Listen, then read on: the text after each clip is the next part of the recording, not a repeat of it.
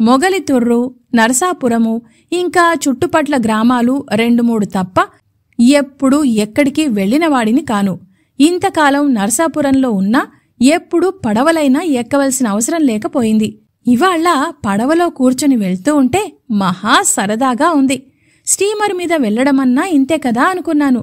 రాత్రి దారిలో మినపరొట్టె, పాతాళించిన శనగలు కొనుక్కు తింటూ ఇంగ్లాండ్లో మినపరొట్టె ఉంటుందా ఉండదా అని ఆలోచిస్తూ ఇంగ్లాండు నుంచి తిరిగి వచ్చిన తరువాత ఏ విధంగా దేశోపకారం చేద్దామా అనుకుంటూ నిద్రపోయినాను. తెల్లవారేసరికి పడవ నిడదవోలు చేరింది. మెలకువ రావడంతోటే నేను తలపెట్టిన మహత్కార్యము జ్ఞప్తికి తెచ్చుకొని దీర్ఘ నిశ్వాసము విడిచి పడవ దిగి త్వరగా స్టేషన్కు వెళ్లి అక్కడ నిలబడ్డ ఓ పెద్ద మనిషిని సంబోధించి టికెట్ ఇవ్వండి త్వరగా అన్నాను. ఏమిటా హడావిడి, ఎక్కడికి, ఏ రైలుకు అని ఆరంభించాడాయన. నేనెక్కడికి వెళ్తే ఎందుకాయనకు? నా వ్యవహారమంతా ఆయనతోడు చెప్తే గుట్టు బయటపడుతుందని. సరే, అదంతా ఎందుకులేండి, ఇప్పుడు టికెట్టు త్వరగా ఇప్పించండి అన్నాను. నన్ను ఎగాదిగా చూసి టికెట్ ఇచ్చే ఆయన ఇంకా రాలేదు, కాసేపు ఉండమన్నాడు.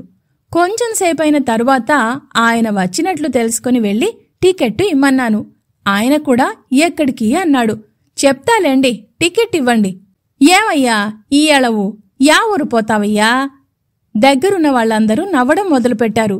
ఇదెక్కడయ్యా, వట్టి నాటుపురం మాదిరుండావే, నీవు పూడ్చేది చెప్పకపోతే టికెట్లు ఎష్టదా ఇచ్చేదయ్యా, పో అయ్యా, బుద్ధిలేదువలే ఉంది, వాళ్లంతా కాచుకున్నారు అని కేకలు వేశాడు. దగ్గరున్న వాళ్లంతా నన్ను మందలించారు. ఈ రైలు చాలా దూరం వెళ్తుందండి, చాలా చోట్ల ఆగుతుంది, అందుచేత ఏ ఊరు మీరు వెళ్లాలో చెప్తే ఆ ఊరికే టికెట్ ఇస్తారు అని ఓ పెద్ద మనిషి నిమ్మలంగా హితోపదేశం చేశాడు. ఆయన చెప్పిన మాటలు నాకు సబబుగానే ఉన్నట్లు తోచింది. అందుచేత టికెట్టు ఇచ్చే ఆయనతోటి చెన్నపట్నం వెళ్ళాలి అని చెప్పాను.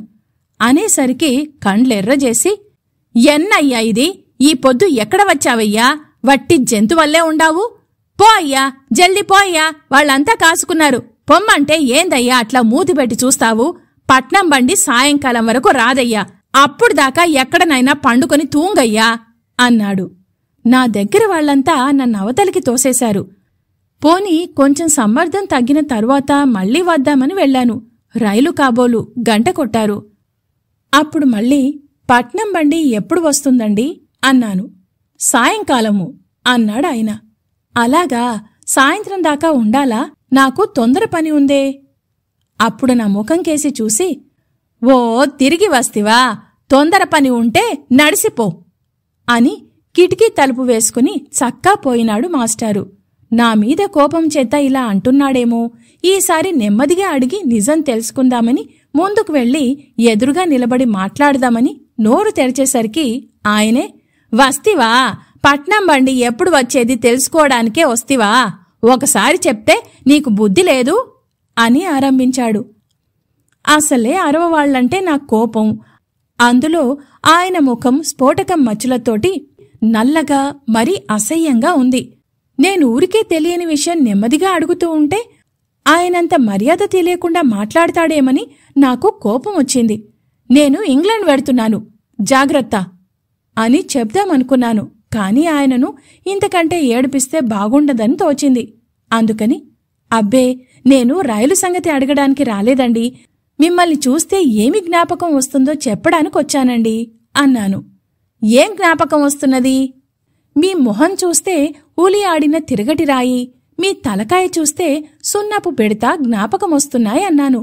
అక్కడున్న నౌకర్లు ఏకంగా పక్కున నవ్వారు.